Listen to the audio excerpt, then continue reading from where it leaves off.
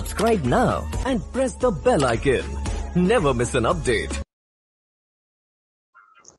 Hey viewers, today we have Kevin Joshi with us. He is a Mumbai University graduate and he graduated in Mass and Media and later on completed his MBA from NMIMS Mumbai. So today he will be sharing his scoop with all of us. So hi Kevin, how are you? Hi sir, I'm good. How are you? I am doing good. So what's happening these days in quarantine? Lockdown phase? Well, sir, as good as someone can be during these days, trying to make the time productive, trying to spend time तो नहीं बोल सकते, but trying to invest time. Okay, great. Okay, Kevin, can you just brief about your background to the viewers? Sure. So I did my graduation from this place called Whistling Woods International. So it's basically a media school. So I did my media studies, majored in films and TV from there. And then I went on to work in the media industry. I did some few freelance projects initially, and then I was working the film production house. I worked on a film, and then so I always had in mind that I wanted to have a postgraduate degree. So but I thought that I wanted to initially gain some go out there on the field, experience how the working culture is, because a lot of people told me that especially for postgraduate degrees it is always better if you have had some experience so that you can apply your learnings that you then while you have your academic learnings, you can apply it to the real life scenarios. You can relate it to, all right, this is what I learned in my previous work uh, times, and that's how somewhere you can apply your learnings. So then I had already decided to do my post graduation, and MBA, as recently these days they say, is the most cashable uh, degree, and so I thought, let's just do an MBA. And so initially, being from the media background, my initial aim had always been to do an MBA in media.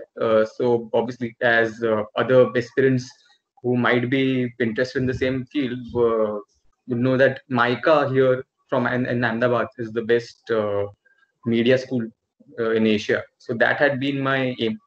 So yeah, so I was preparing for all the entrances, and as fate had it, MICA didn't happen for me, but NMIMS did as a postgraduate option, degree option, MBA option, and even that has turned out pretty well.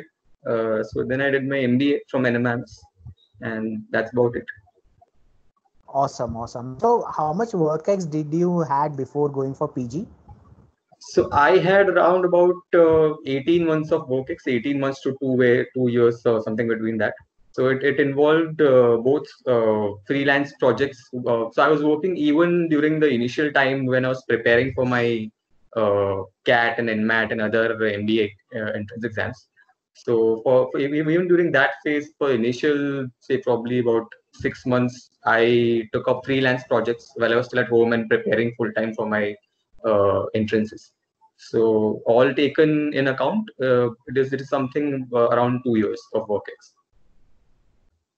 Okay, great. Acha, so you thought of doing an MBA, you started with your preparation journey for CAT and MET, etc. Now, majority of these students who are from mass and media background or BMM background, they always think that quant is not their cup of tea and they find it very challenging. So how were you able to cope up with quant, all these subjects, especially quant? So I think I would say it was the same in my case too. So even for me, quants per se, not maths entirely, because I was good at logic. I was even decently well enough with quants, but DI was somewhere I really struggled. So quants and DI were my main struggle points. I was fairly good with verbal because I used to enjoy reading. I used to write before. So verbal was something, if not really good with it, but at least comfortable with it, and I used to enjoy doing that. So what I can only say is cons in all these, and the CAT being the toughest of them all. In all the entrance exams, what I've seen is cons. The portion per se is only your entire 10th, 8th, 9th, 10th of maths. The portion is not much deviating in terms of the content, is not much deviating in terms of topics from these from your 8th, 9th, 10th of maths. What is different is the difficulty level. And what I understood was that initially when I opened quant practice book, I was really flabbergasted as to ये क्या है? This is something I can't even make head and tail out of. Question में करना क्या है यही समझ, question पूछ क्या रहा है यही समझ नहीं आ रहा, तो करना क्या तो बहुत दूर की बात है. But gradually over a period of I think about 3 months or so of practice, what I understood was that sums which I really could not make head and tail of previously, they started to, you start to notice a similar pattern. You understand कि अच्छा ये पूछा है तो ऐसा करना होता है.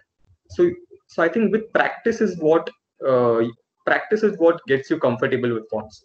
So, and especially in my case, I took almost a year of dedicated for studies. So I quit my full-time job in around November, and prepared for the entire year for the next coming year of CAT.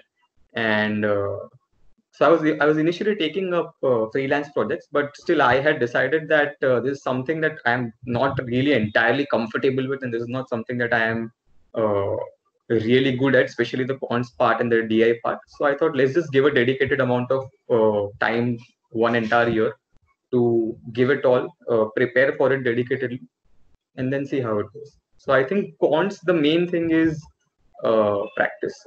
I think even for verbal, because when you go out there for exams like CAT and ZAT, you see there are words that you've not even heard of before. Read तो बहुत दूर की बात है. You've not even heard of कि ये word exist भी करता है ऐसा कोई. So as and when the more and more you keep on reading books, you keep on reading newspapers, you keep on reading articles, as you keep on reading authors who write good vocab and who write good language, is how you get more familiarized with the language also. So I think in all for the entire preparation phase, what worked for me was practice. So practice made me comfortable with the entire contents of the exam. Okay, great. So you prepared for all the entrances and you went for NMAT. So how many attempts did you went for, especially for NMAT? All three or one so or two? I gave all three attempts, and so I had scores above the cutoffs in all three attempts. So the cutoff during the time when I gave the exam was somewhere around about 208 for NMAT.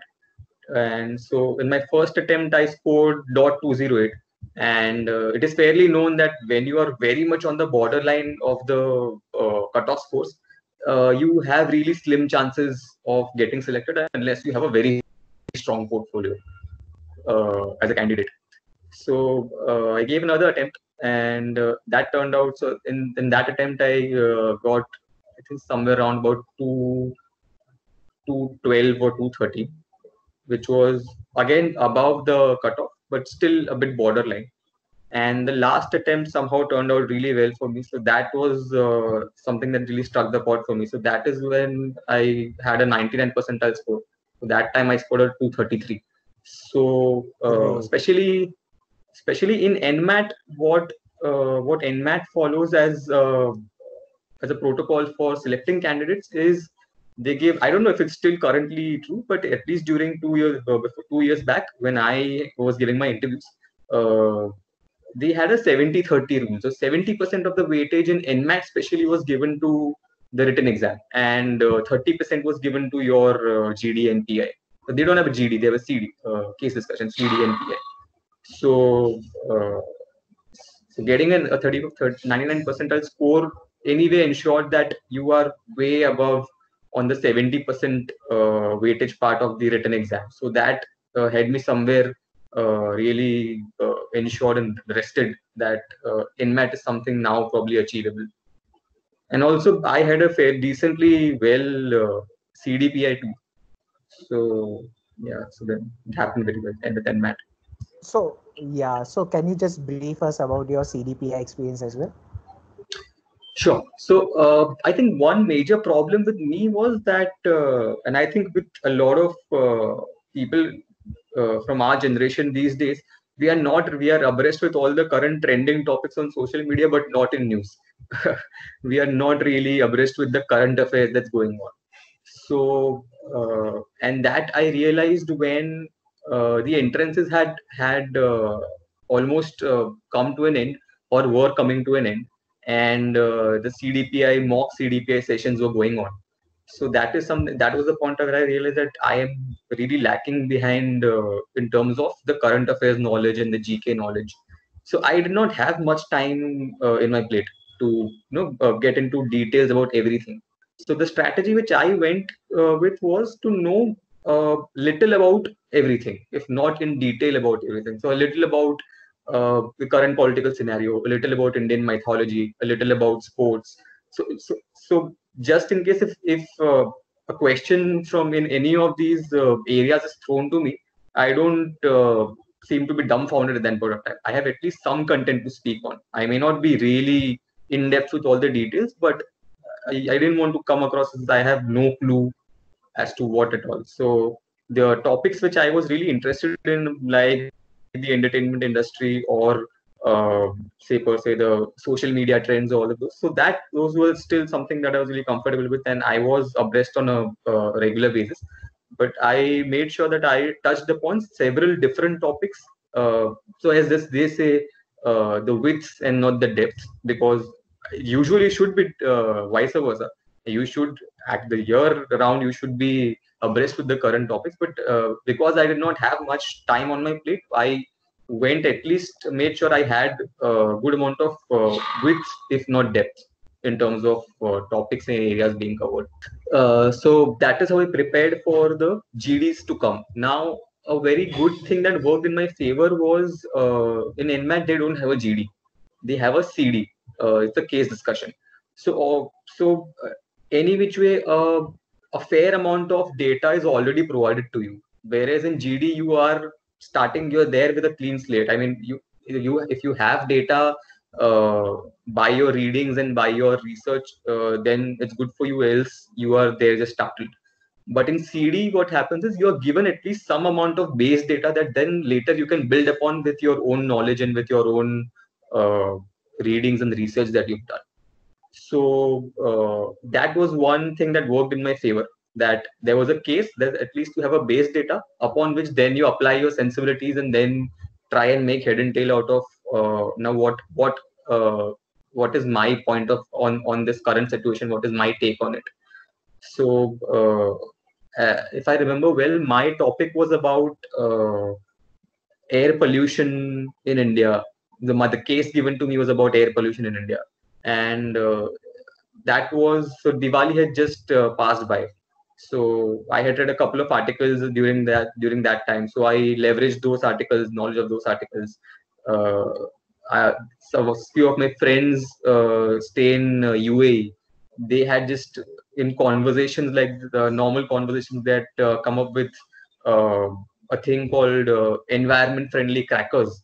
So that is a point that suddenly struck to me during CD, and so that's a point that I brought out, that this is something that's happening outside, especially in UAE, that I know of. So that is something we can talk about. So what I think is just at times when you know that you are going to be tested and judged per se in terms of a candidature, just keep your ears open, because you don't know what content can be useful when you can throw which ball that you have.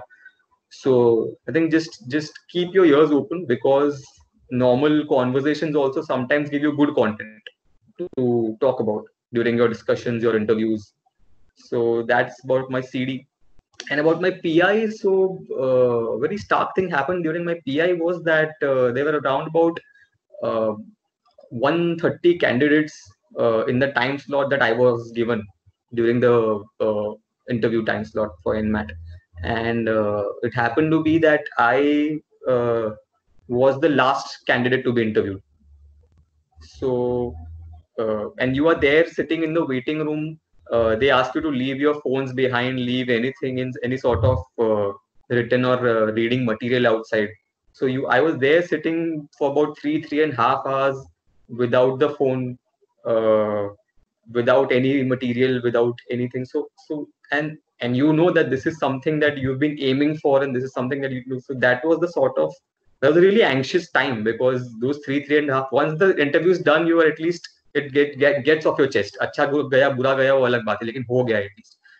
But अगर तुम last हो तो those 3.5 hours are like is like a very anxious time.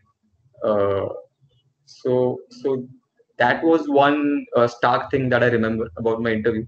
And it happened so that I was always taught by my mentors, which is one of you also, that whenever you enter uh, in a in an interview setup, enter with a warm smile. And that is what I did. And the first thing that the interviewer, the panelists, they told me is that भैया तुम 3 घंटा 4 घंटा wait करके आए हो, तुम इतने fresh हो, खुश हो, बोलता है तुमको देख के हमको एनर्जी आ गया. So which is so that just set a very positive tone for the interview in the beginning itself. Just the smile itself, that even after waiting for 3.5 hours, I'm here when my time is there, fresh and ready for the moment. And later on, the first question. So what happens? Obviously, as and when people come out of the interview room, everyone is asking them, "Arey ki kya question pucha? What are the sort of questions are they asking? What should we expect? Are they grilling you? Is it a stress interview?" And things like that. So even I was doing this. I was trying and कि understand. अच्छा इसको ये पूछा, मुझे ये पूछेगा तो मैं क्या करूँ? मैं अपना question prepare करके रखता हूँ पहले से. Someone had really abstract questions like what is what animal do you relate yourself to, uh, or what TV show or film character do you relate yourself to? Why would you say that? So some people had really abstract questions like that. तो मैं ये सब prepare कर गया था. But the first question they asked me is, if you waited in the waiting room for 4 hours, what did you do? Which is something I was really not expecting, because it is really out of context. So what I learned was, and what I really genuinely what did was, because I have been in Bombay all my life. I've never moved out. I've done my graduation in Bombay. I've worked in Bombay.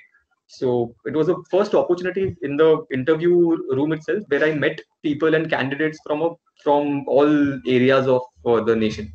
People had come for various backgrounds from various parts of the country, some with experience, some without experience, some from various, some engineers, there were even doctors. There was a doctor in my batch. There were CAs. I am from a film background, so people from varied background, varied geographical areas. So I got to meet a lot of new people in terms of their stratas given in terms of education background and geography and etc. So I talked to them as to how did they prepare, what have their experiences been with other interviews in other colleges and all sorts of that. So that is something that they were impressed by. कि अच्छा बैठ के just did not whine his time or just did not doze off for 2 hours. Made some good positive use of his time, networked with people. Uh, and then I had really interesting questions in my GD. So as I said that I tried to touch upon various topics, at least in terms of broad knowledge. One, so they asked me what is one mistake that you've made in your life that you think that this was a big mistake and you should not have done. So it was a very personal question, and I thought it's okay to be genuine. It's okay to show your vulnerable side when someone's asking you for the mistake. It just makes you look more genuine. So I just shared an experience where I had lied at one point of time. So my entire interview was then driven upon this only one, the first answer that I gave about lying. So then they went on to, what do you think about good lies and bad lies? Uh, and then they came upon that there was an incident in Mahabharat where, just to motivate, I forgot the character's name. I think he says that the elephant is killed. The elephant and his son's name was resembling. So he just used the name and not giving out the information as to was it the elephant or the son. So he said, what if you is lying for a greater good uh, correct according to you? if lying sometimes turns out to be for greater good of people, is it okay? Is it not okay? So things like that. So which I did not encounter with any of the previous candidates that I talked to. किसी और को ऐसा सब नहीं पूछा गया, तो लोगों को बहुत स्ट्रेट फॉरवर्ड चीजें पूछी थी. बजट उस टाइम बजट उसी दिन आया था. So on my day of interview the budget had just released in the morning that day, कि बजट में क्या पड़ा वगैरह वगैरह, the general questions that we expect. And I had somehow had a very abstract question, something pertaining private to my life. So what I understood was questions can be of any nature. You can't really predict uh, what sort of questions you have. Just go out there, just be genuine is what I understood. Okay, great. Okay, so finally, you are done with your CD and PI, got selected or converted the call, got into NMIMS. Right. So how was your journey in this 2 years? Give us certain insights about the college. Journey has been, I don't know, I can't really explain it to one word. It's a lot of things. It's been one fantastic learning experience. It's been great friendships.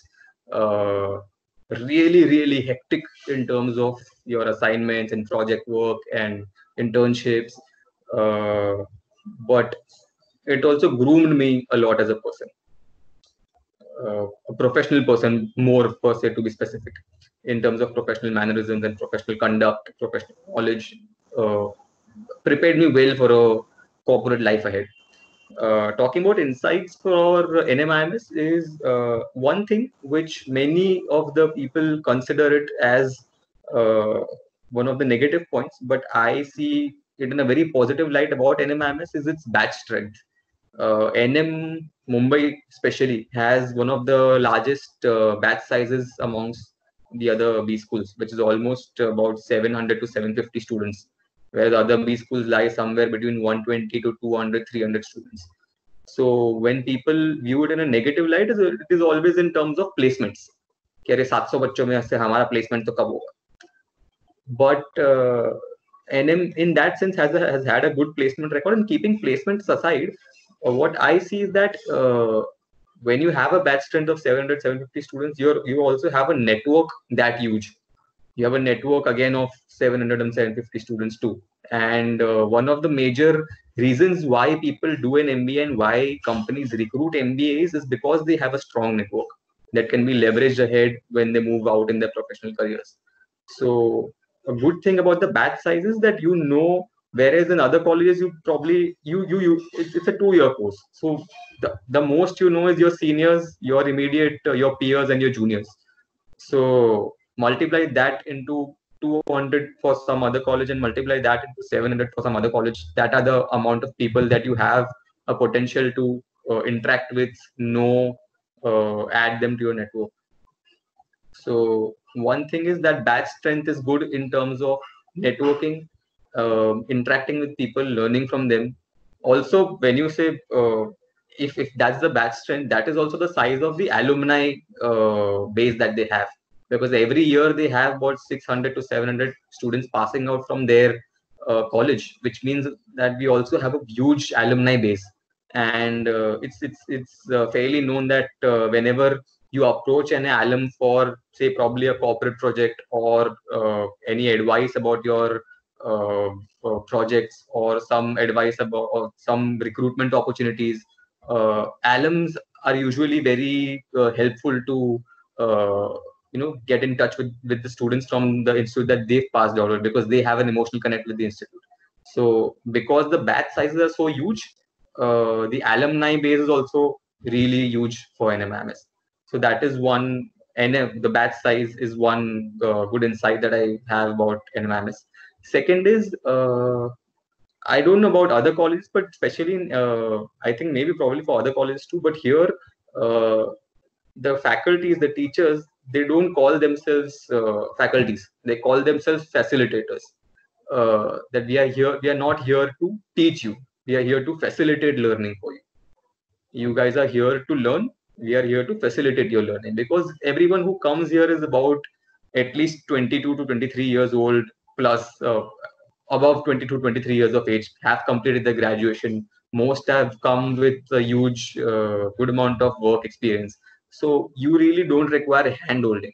So what I saw was that, especially with the faculty and with the teachers, it is always that कि तुम जितना मांगोगे उतना तुमको मिलेगा. Even after lectures, if you want to sit with the faculty for another 1 hour at a stretch, discuss a corporate project that you're working on, apart from your academic commitments, they'll be there to help you. They'll be there to guide you, because they most of them are all PhDs in their respective subject that they are teaching. So they have in-depth knowledge and they have a lot of industry experience. So they are really great guides and mentors to help you through your academic journey, as well as the other projects, life projects, corporate projects that you're doing. And even after, while people have graduated, it's known that a lot of them are still in contact with their facilitators and faculties. So I think that in terms of teachers acting as facilitators is another great insight. And lastly is that the club and committee culture. So in a broader spectrum, what I saw was the incubation program, not the incubation, but the orientation program. There's a pre-orientation program before you start the course, wherein you need to solve an entire Harvard. So NM has a tie-up with Harvard Business School, wherein most of the cases. So MBA is all about case studies. There's not much textbook learning. There's all applications of everything that you've learned. So most of the MBA learnings are through case studies. So there's an entire Harvard Business module that they make you go through even before you start college. So on the first day of college, when you enter the campus, you are expected to complete certain amount of academic learnings from the Harvard module by yourself before you start college. And that is such a solid grounding for your next 2 years to come, in terms of they have great you have good expertise on Excel. You have how to approach cases. You understand how to look at data and skim through it. uh, so all basic grounding which is required to have a smooth and enriched learning in an MBA setup is provided through the Harvard Business Module. Apart from just the Harvard Business Module, the clubs and committee, as I said, every club and committee offers you a lot of certificate courses. So the operations club, for example, helps you gain a certified course in Six Sigma if anyone is really interested in. The IT cell helps you get a certificate course in data analytics if someone is interested in. So apart from your regular academics, there are a lot of other skill development courses that you can go through in with alliance with the clubs and committees that there are there, that really hones the skills that you need once you're out there in the industry.